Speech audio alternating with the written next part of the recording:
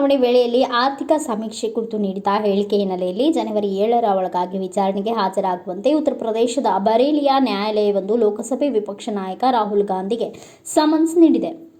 ಜಿಲ್ಲಾ ಮತ್ತು ಸೆಷನ್ ನ್ಯಾಯಾಲಯದ ನ್ಯಾಯಾಧೀಶರ ಸುಧೀರ್ ಕುಮಾರ್ ಶನಿವಾರ ನೋಟಿಸ್ ಜಾರಿ ಮಾಡಿದ್ದಾರೆ. ಅಖಿಲ ಭಾರತ ಹಿಂದೂ ಮಹಾಸಂಘದ ಮಂಡಲ ಅಧ್ಯಕ್ಷ ಪಂಕಜ್ ಪಾಠಕ್ ಸಲ್ಲಿಸಿರುವ ಅರ್ಜಿ ವಿಚಾರಣೆ ನಡೆಸಿದ ನ್ಯಾಯಾಲಯ ಸಮನ್ಸ್ ನೀಡಿದೆ. ಮೊದಲಿಗೆ ಆಗಸ್ಟ್ನಲ್ಲಿ ಪಾಠಕ್ ಶಾಸಕರು ಮತ್ತು ಸಂಸದರ ನ್ಯಾಯಾಲಯದಲ್ಲಿ ಅರ್ಜಿ ಸಲ್ಲಿಸಿದ್ರು. ಆದರೆ ರಾಹುಲ್ ವಿರುದ್ಧ ಮೊಕದ್ದಮೆ ದಾಖಲಿಸಲು ನ್ಯಾಯಾಲಯ ನಿರಾಕರಿಸಿದ ಹಿನ್ನೆಲೆಯಲ್ಲಿ ಸೆಷನ್ ಕೋರ್ಟ್ ಮೆಟ್ಟಿಲೇರಿದ್ರು. ದೇಶದಲ್ಲಿ ದುರ್ಬಲ ವರ್ಗದವರೇ ಅತಿ ಹೆಚ್ಚಿನ ಪ್ರಮಾಣದಲ್ಲಿದ್ದರೂ ಅವರು ಹೊಂದಿರುವ ಆಸ್ತಿ ಅತ್ಯಂತ ಕಡಿಮೆ ಪ್ರಮಾಣದಲ್ಲಿದೆ.